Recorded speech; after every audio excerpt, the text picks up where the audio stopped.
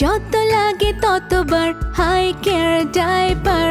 আমার সোনামণির সুরক্ষা তো আমার হাতে, মা হিসাবে আমি তাই কেয়ারফুল। হাই কেয়ার ডাইপার, মোর দেন কেয়ার।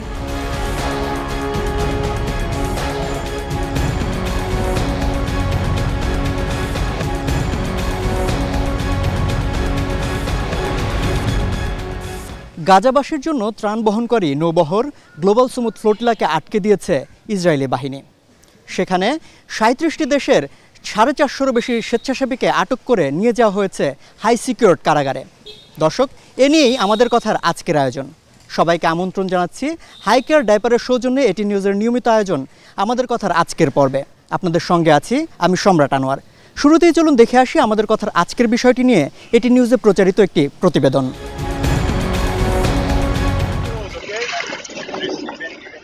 সমুদ্রপথে গাজায় ত্রাণ নিয়ে যাওয়ার বৈশ্বিক উদ্যোগ গ্লোবাল সুমুদ ফ্লোটিলার নৌবহরে প্রায় ৪৪টি নৌযানে ৪৯৭ জন স্বেচ্ছাসেবক রয়েছেন। তাদের মধ্যে যুক্তরাষ্ট্র, স্পেন, আয়ারল্যান্ড, ফ্রান্স, বেলজিয়ামের নাগরিকসহ ইউরোপীয় পার্লামেন্টের নির্বাচিত প্রতিনিধি, আইনজীবী, মানবাধিকার কর্মী, চিকিৎসক ও সাংবাদিক রয়েছেন।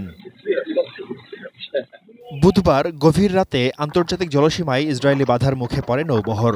অস্ত্রসহ ইসরায়েলি সেনারা উঠে পড়ে জাহাজগুলোতে। বন্ধ করে দেয়া হয় নৌযান থেকে চলা সরাসরি সম্প্রচার। জাহাজেই তাদের জিজ্ঞাসাবাদ করে ইসরায়েলি সেনারা। গ্লোবাল সুমুদ ফ্লোটিলার একটি জাহাজ ছাড়া বাকি সবগুলো আটক করা হয়েছে বলে জানিয়েছে ইসরায়েল। সেগুলো থেকে আটক করা হয়েছে প্রায় ৪৫০ জনকে। তাদের মধ্যে রয়েছেন সুইডিশ পরিবেশকর্মী গ্রেটা থুনবার্গ, সাবেক পাকিস্তানি সিনেটর মুশতাক আহমেদ খান, মালয়েশিয়ার অভিনেত্রী ও অধিকার কর্মী আর্ডেল আরিয়ানা সহ অনেকেই। আটককৃতরা সবাই নিরাপদ এবং সুস্থ আছেন। দ্রুতই তাদের নিজ নিজ দেশে ফেরত পাঠানো হবে বলে জানিয়েছে নেতানিয়াহু প্রশাসন। ইসরায়েলের এমন কাণ্ডে বিশ্বজুড়ে নিন্দার ঝড় বয়ে যাচ্ছে। আন্তর্জাতিক জলসীমায় বাধা দেয়াকে আন্তর্জাতিক আইনের পরিপন্থী বলে সমালোচনা করেছে দক্ষিণ আফ্রিকা। একে সন্ত্রাসী কর্মকাণ্ড বলে নিন্দা করেছে তুরস্ক। সমস্ত ইসরায়েলি কূটনীতিককে বহিষ্কার করেছে কলম্বিয়া।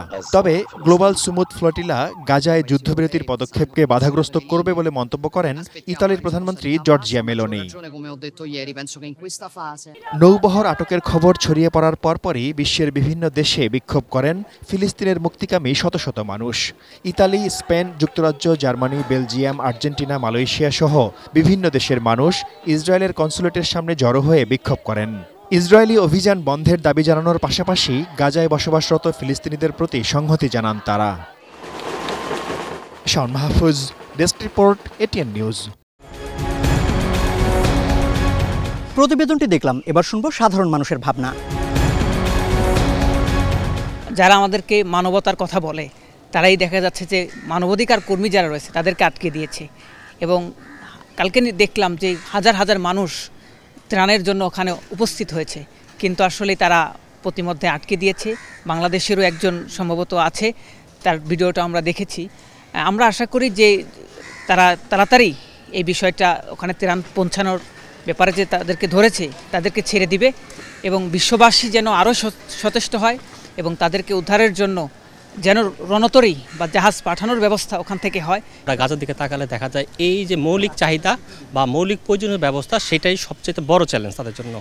এখন এর জন্য যে বিশ্বে যে মানবতার ফেরিওয়ালা যাদেরকে বলা হয়, তাদের পৃষ্ঠপোষকতায় দেখা যায় গাজাতে এই নৃশংস বর্বরতাটা হচ্ছে এবং এই ক্ষেত্রে মানবতার দেখা যায় অনেকটা নীরবতা পালন করছে। আমি মনে করি যে আসলে সবার উপরে হচ্ছে মানবতা এবং এই মানবতাটা একটা জয়গান সবারই গাওয়া উচিত এবং যে বৈশ্বিকভাবে ইসরায়েলের উপরে আমরা এইভাবে একটা মানসিক চাপ তৈরি করতে পারি, যে চাপের ফলে তারা যদিও এখন ওই বর্বরতার কারণে তাদেরকে ওই বুঝটা নাই। গাজাবাসীর কাছে ত্রাণ হয়তো পৌঁছাতে পারলো না এবার, কিন্তু এর ফলে যে সারা বিশ্বের যে দৃষ্টি আকর্ষণ হয়েছে এটা আরও বাড়বে। অলরেডি হচ্ছে আমরা দেখছি যে অস্ট্রেলিয়াতে কিংবা অন্য অন্য উন্নত দেশের সাধারণ মানুষগুলো আন্দোলন করতেছে এবং তারা হচ্ছে চেষ্টা করতেছে যাতে বৈশ্বিক একটা প্রেশার সৃষ্টি করে আরও বেশি কার্যকরী পদক্ষেপ নেওয়া যায় গাজাবাসীর জন্য আর কি। শুধু গাজাবাসী না, পৃথিবীর যেখানেই হোক সেখানে হচ্ছে যদি মানবতা যদি ভুলুণ্ঠিত হয় তাহলে সেক্ষেত্রে আমাদের সকলেরই উচিত আমাদের কণ্ঠটাকে উচ্চকিত করা। প্রায় সবগুলা বুট আটকে দেওয়া হয়েছে, শুধুমাত্র একটা এখনও দেওয়া হয় নাই, যেটাতে আমাদের শহীদুল ইসলাম সাহেব আছেন।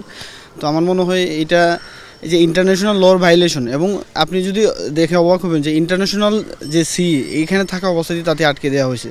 সো এটা আমাদের মধ্যে না, শুধু বাংলাদেশ না, সারা বিশ্বব্যাপী একটা জনমত গঠনে কাজ করবে, এবং ফিলিস্তিন এবং গাজা নিয়েতে আমাদের আবেগ এবং অনুপ্রেরণা আছে, এবং আমি মনে করি এটা একটা নতুন সবাই কাজ করবে এবং একটা নতুন একটা মাইলস্টোন হবে আশা করি। ফ্লোটিলা যে কাজটা করছে এটা বিশ্ববাসীর বিবেককে জাগিয়ে দিচ্ছে, যার কারণে এটার মাধ্যমে একটা জিনিস হবে কি, প্রতিটা বিশ্ব উদ্যত হবে, তাদের জন্য কিছু করার চেষ্টা করবে, এবং নেতানিয়াহু প্রশাসনের উপর এক প্রকার একটা চাপ সৃষ্টি হবে, যার কারণে ভবিষ্যতে হয়তো এটা গাজাবাসীর জন্য কতটুকু উপকারে আসবে জানি না, তবে ইসরায়েল প্রশাসনের উপর একটা ব্যাপক প্রভাব ফেলবে। এটিএন নিউজের নিয়মিত আয়োজন আমাদের কথায় নরসিংদী থেকে স্বাগত জানাচ্ছি আমি সোহাগ মিয়া। ইসরায়েলি সব বাধা উপেক্ষা করে গাজার জলসীমায় প্রবেশ করেছে সুমুদ ফ্লোটিলার একটি জাহাজ। উপত্যকা পথে এগিয়ে চলছে ত্রাণবাহী আরও 22টি জাহাজ। এখনও পর্যন্ত অবৈধভাবে আটক করা হয়েছে 21টি জাহাজকে। সেই সাথে আটক করা হয়েছে আলোচিত পরিবেশবিদ গ্রেটা থুনবার্গ সহ 47 দেশের 493 জন মানবাধিকার কর্মীকে। এই বিষয় নিয়ে নরসিংদীর মানুষ কি ভাবছেন, চলুন জেনে আসা যাক। যুদ্ধবিধ্বস্ত গাজায় এখন মানুষ না খেয়ে আছে, তারা এখন না খেয়ে মারা যাচ্ছে। তো সেই জায়গাতে ফ্লোটিলার যে জাহাজগুলো গাজা যাচ্ছে এগুলো আটকানোটা খুবই অমানবিক কাজ হয়েছে।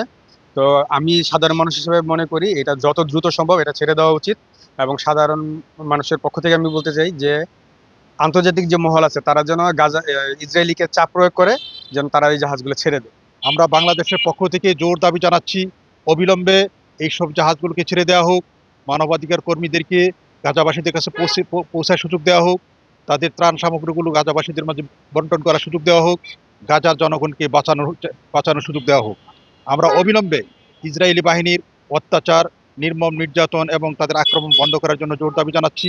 বিশ্বের শক্তিশালী রাষ্ট্র এবং জাতিসমূহের কাছে আহ্বান জানাচ্ছি, আপনারা অবিলম্বে কার্যকর পদক্ষেপ নিন যেন ইসরায়েল তাদের এই অমানবিক বর্বর আক্রমণ অবিলম্বে বন্ধ করে দেয়। গ্লোবাল সমুদ্রে যে ফ্লোটিলা খাদ্যবাহী যে জাহাজটি তারা সমুদ্রের মাঝপথে আটকে দিয়েছে, এটা একটা আমি যেটা মনে করি এটা একটা মানবিক বিপর্যয় এবং মানবাধিকার লঙ্ঘন করেছে তারা। আন্তর্জাতিক আদালতে এটা একটা নিঃসন্দেহে ঘৃণিতযোগ্য অপরাধ, কারণ কোনো মানুষকে সে মৌলিক চাহিদার যে অন্যতম জিনিসগুলো এটা সে বঞ্চিত করতে পারে না। সেখানে যাই হোক, যুদ্ধ চলবে যুদ্ধ নিয়মে, আমরা এটার একটা নিন্দনীয় ভাষা প্রকাশ করছি, এবং সেখানে পরিবেশবিদ যারা ছিল তাদেরকেও কিন্তু এখানে আটক করা হয়েছে। এটা নিঃসন্দেহে একটা ঘৃণিতযোগ্য অপরাধ। গাজামুখী সমুদ্র ফ্লোটিলা অর্থাৎ যেই নৌবহরটি গাজার উদ্দেশ্যে ছেড়ে গিয়েছিল সেটিকে আটক করেছে ইসরায়েলি দখলদার নৌবাহিনী।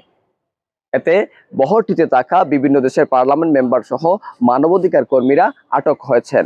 এ বিষয়ে শুনবো আজকের আমাদের কথায় সিলেটের মানুষের মন্তব্য। সঙ্গে আছে আমি কামরুল ইসলাম মাহির।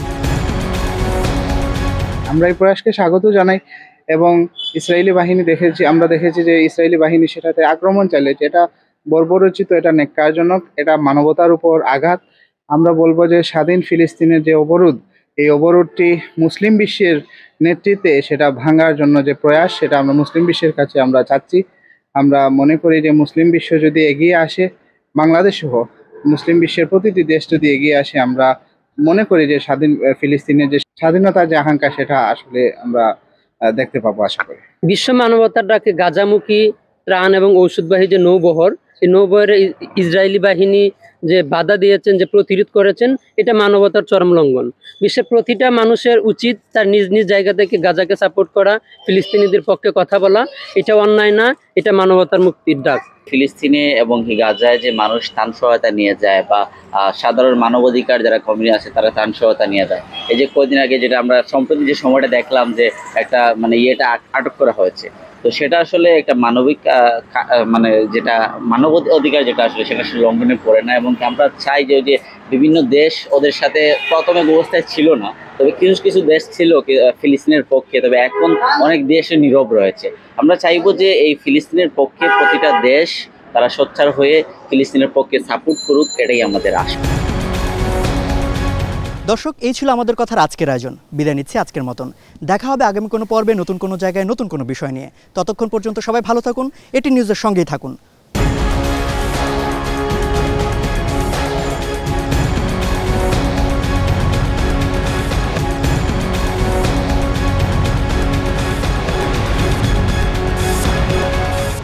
আমাদের কথা সৌজন্যে high care baby pant diaper. যত লাগে ততবার হাই কেয়ার ডাইপার। আমার সোনামণির সুরক্ষা তো আমার হাতে, মা হিসাবে আমি তাই কেয়ারফুল। হাই কেয়ার ডাইপার, মোর দেন কেয়ার।